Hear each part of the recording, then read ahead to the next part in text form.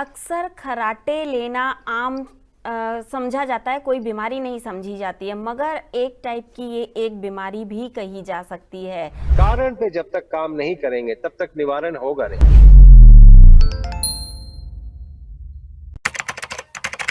नमस्कार, D5 channel Hindi देख रहे दर्शकों का मैं वंदना स्वागत करती हूँ। आज एक बार फिर हम जुड़े हैं डॉक्टर अवधेश पांडे जी से। डॉक्टर अवधेश, आपका बहुत बहुत स्वागत है हमारे इस प्रोग्राम में। Thank you Vandana ji and calling me to your channel.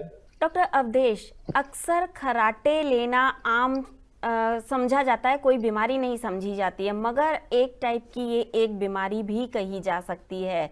तो क्या खर्राटे लेने से कई बार कई लोगों के घर भी टूट जाते हैं, तो क्या खर्राटे लेना बंद हो सकता है? क्या ये बिल्कुल ठीक हो सकता है?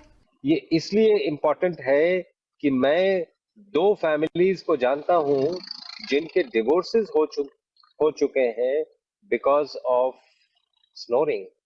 खर्राटों के चलते डिवोर्स हो गए हैं। तो ये सोशल समस्या है और हमें सोशल समस्याओं पे बहुत प्रखर होके हमें बोलना चाहिए और प्रखर होके सल्यूशन देना चाहिए, रादर देन जैसे लोगों को लगता है कि समस्या अगर खर्राटे है तो उसका इलाज सर्जरी है। मैं आपको बताना चाहता हूं, सर्जरी के बाद आप एक लिस्ट बना लीजिए कि चला गया है। अगर 100 लोगों की सर्जरी हुई है तो 2 साल के अंदर कितनों का खर्राटे चला गया है, कितनों का बिल्कुल नहीं गया है। तो हमें ये एक सोशल प्रॉब्लम है और इसमें जो विक्टिम है उसका कोई दोष नहीं है, उसको सिर्फ ज्ञान की कमी है कि खर्राटे कैसे नहीं होंगे। तो मैं आज बेसिक मुद्दे पे बात करना चाहता हूं कि खर्राटे क्यों होते हैं और इसका निवारण कैसे करेंगे। तो अगर कारण मालूम है तो निवारण आप बहुत आराम से आइडेंटिफाई भी कर सकते हैं। पहला कारण है, आप अगर हवा को एंगल देंगे तो वो बजेगा। बांसुरी कैसे बजती है? बांसुरी में आप हवा फूंकते हैं, हवा को एंगल मिलता है और वो बजता है। माउथ ऑर्गन कैसे बजता है? हवा को आप एंगल देते हैं, तो हवा को जब भी एंगल देंगे उसमें आवाज आएगी। तो आप देखेंगे कि ये एक सोशल समस्या है और सोशल समस्या में हमें सबसे पहले कारण और उसका निवारण, क्योंकि जो विक्टिम है उसको पता ही नहीं है कि वो इसका निवारण कैसे करे। उसको लगता है सर्जरी एकमात्र तरीका है खर्राटे ठीक करने का। तो मैं उनसे काउंटर क्वेश्चन पूछना चाहता हूं कि आजकल तो सभी इंफॉर्मेशन अवेलेबल है। आप ये मालूम, गूगल से ही बेशक मालूम कर लीजिए कि अगर 100 लोगों का सर्जरी होता है तो कितने लोगों का 2 साल के अंदर खर्राटे फिर से वापस आते हैं, या बंद हो जाते हैं, या परमानेंटली बंद होते हैं, या टेम्पोरली कुछ दिन के लिए बंद होते हैं। ये मालूम करने वाली बात है और ये सोचने वाली बात है। इसका ये मतलब नहीं है कि इसका कोई नहीं, नहीं, सर्जन का कोई दोष नहीं है, he try to do his best. लेकिन ये क्या कोई सिंपल तरीका हो सकता है? मैं आपको इतना सिंपल तरीका बताऊंगा। सबसे पहले तो कारण हमें मालूम होना चाहिए कि कारण क्या है। तो 2 कारण मेजर है आपका ये खर्राटों के लिए। नंबर 1,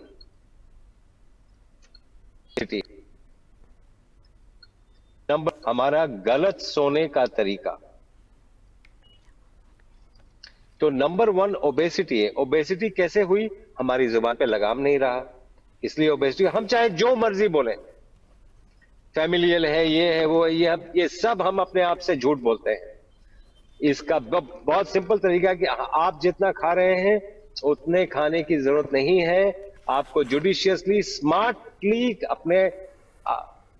खाना नहीं आता है। स्मार्ट खाना आप अगर हमारे डॉक्टर अवधेश पांडे चैनल पे जाएंगे, उसमें डैप प्रोटोकॉल है जो हम कई बार आपके चैनल पे भी बता चुके हैं। 2 जून भोजन पे आ जाइए, सूर्यास्त के बाद भोजन बंद कर दीजिए, ओबेसिटी चली जाएगी। इतना सिंपल। अब इससे सिंपल कोई क्या कर सकता है? आपके एक बार के खाने में, जब 2 जून भोजन है तो एक बार के खाने में 50% फूड रॉ हो, 50% कुक्ड हो, और जितनी भूख है उससे 75% ही खाएं। तो आप देखें ओबेसिटी आपकी विद इन 1 मंथ चली जाएगी। नंबर 1। नंबर 2 कारण है कि हवा को आप जब भी एंगल देंगे तो वो बजेगा। बांसुरी कैसे बजती है?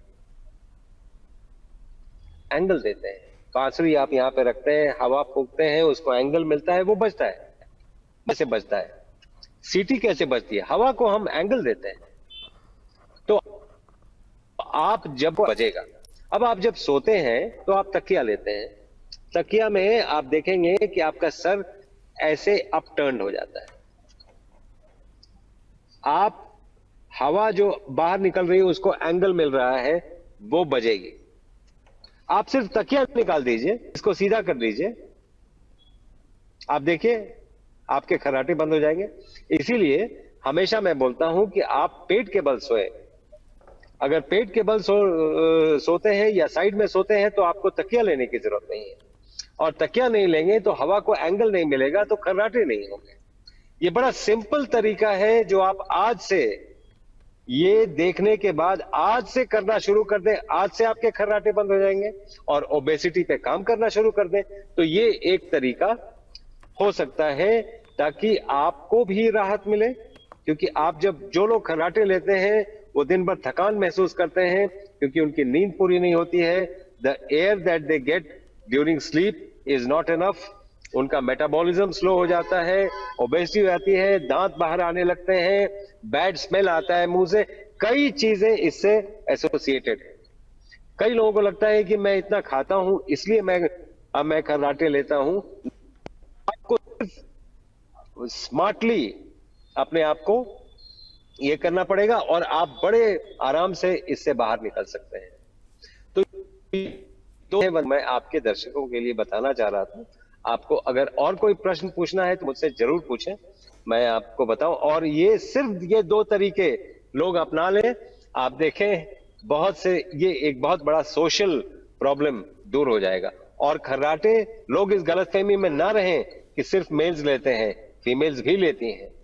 तो आपको, मैं दोनों को बोल रहा हूं, पूरे पॉपुलेशन को बोल रहा हूं कि आप ऐसा करना शुरू कर दें और आप देखें खर्राटे आपके बंद हो जाए। कई बार तो लोग ये मानने को तैयार नहीं होते हैं कि वो खर्राटे लेते हैं, तो ऐसे में उन्हें कैसे पता चलेगा कि वो खर्राटे ले रहे हैं? वो कैसे पता कर सकते हैं?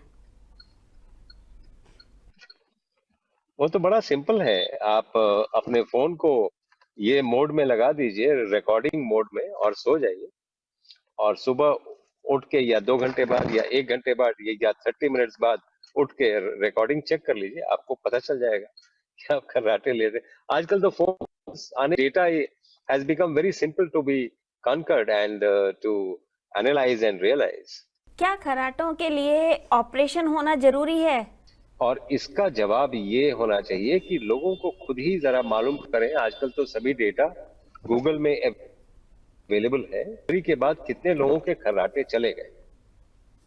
ये वैसे अगर देखा जाए कि नहीं जाते हैं उनके, इसका ये मतलब नहीं है कि जो इनकॉम्पिटेंट है, सर्जरी वो लोग बहुत अच्छा करते हैं, लेकिन इंसल्टिंग फैक्टर पे जब तक आप, कारण पे जब तक काम नहीं करेंगे तब तक निवारण होगा नहीं। तो कारण जो मैंने आपको बताया वही है।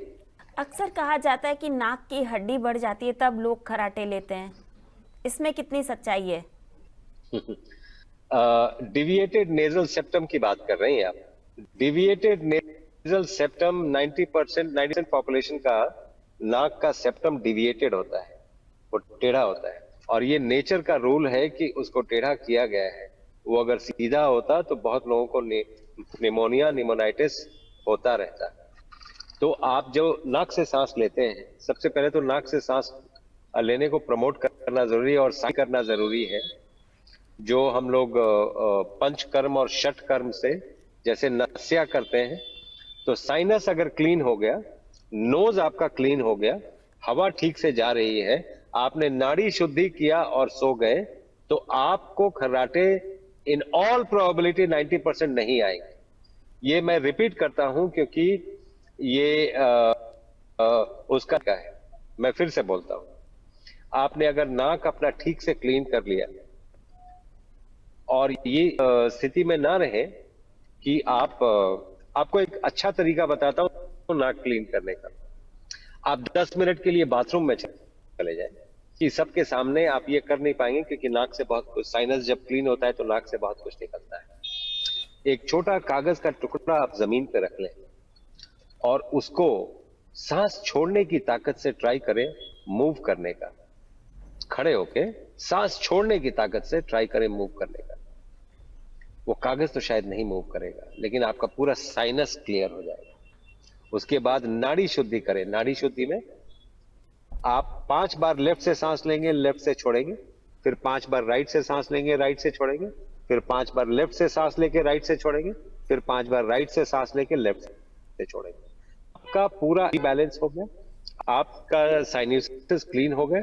अब आप सोने चले जाइए और बड़े आराम से सोइए, तकिया मत लीजिए और ये जितने भी बातें हमने बता लीजिए कि आपका प्रॉब्लम हमेशा के लिए चला जाए। और it is a good practice कि साइनसेस क्लीन करके सोना चाहिए और एवरीडे बेसिस ये एक रूल बनाना चाहिए। डॉक्टर अवधेश, आपका शायद कनेक्शन हमसे टूट गया है। आपने हमें जो कुछ बताया वो बहुत ही उपयोगी है, ऐसा हमारे दर्शक कहते आए हैं और आगे भी अपनाएंगे। आप हमारे साथ जुड़े, आपका बहुत बहुत धन्यवाद। अगले एपिसोड में आपसे फिर मुलाकात होगी, तब तक के लिए नमस्कार।